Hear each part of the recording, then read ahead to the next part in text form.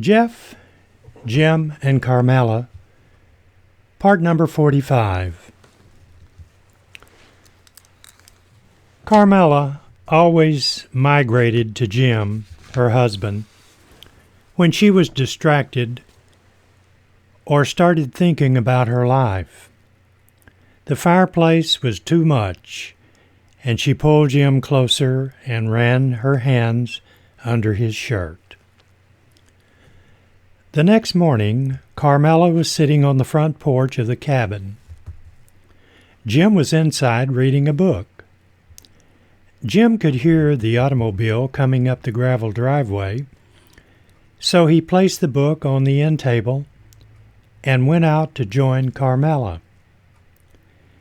It was a new black dual-wheel pickup truck with tinted windows.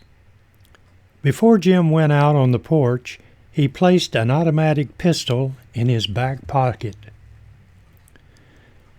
The truck came to a stop, and whoever was in the truck did not get out.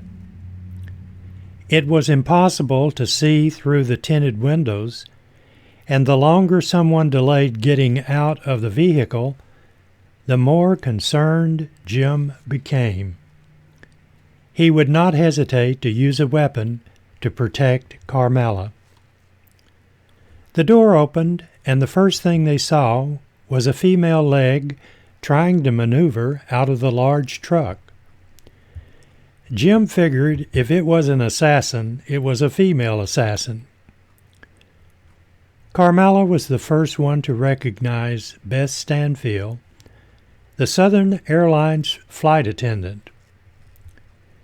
Jim and Carmela looked at each other, and Jim said, "Can we ever get away from all this spy stuff?" Beth started apologizing for interrupting their getaway place, but she said she had a message to deliver. She walked up on the porch and sat down.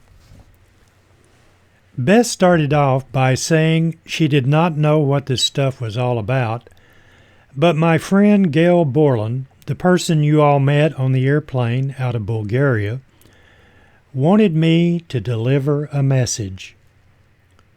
The truck I came up here in belongs to one of the Southern Airline pilots, and we landed in Hickory, North Carolina, and he let me borrow his truck to come up to the cabin. Before I deliver the message, I just wanted to tell you I thought Jim was Jeff when I saw you on the flight into Atlanta. Beth said Gail had received a message from Jeff, and he wants to see you, Carmela. He knows you all are at this cabin, and he wants to talk to you, but he doesn't want to see Jim.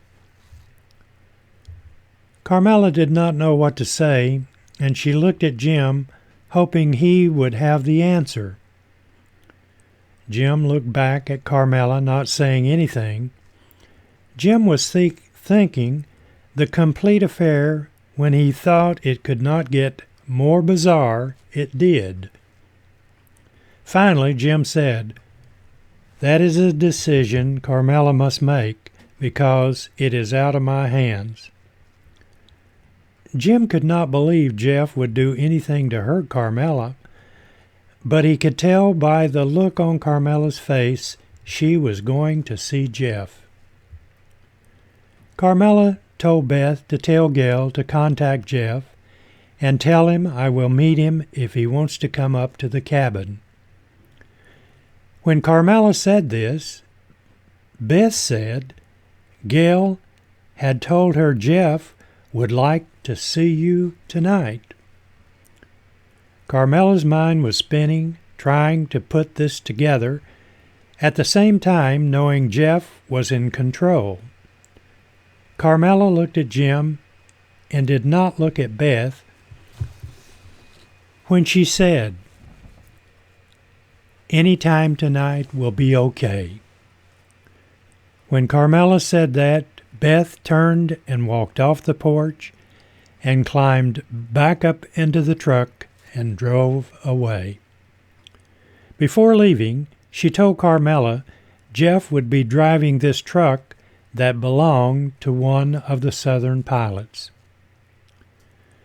Carmela and Jim sat on the porch for a long time, not saying anything. Jim had decided he was not going to say or do anything because that would be Carmela's call. Whatever Carmela decided would be her and her alone. Jim would do whatever she said. Finally, Carmela said, "I cannot refuse to see Jeff." Jim just nodded his head in agreement.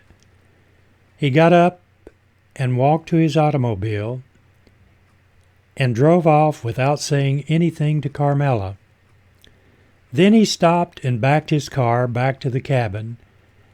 He opened the door and told Carmela he would return at 2 a.m., and if Jeff is at the cabin when I return, I will see him for the first time, whether he wants to see me or not.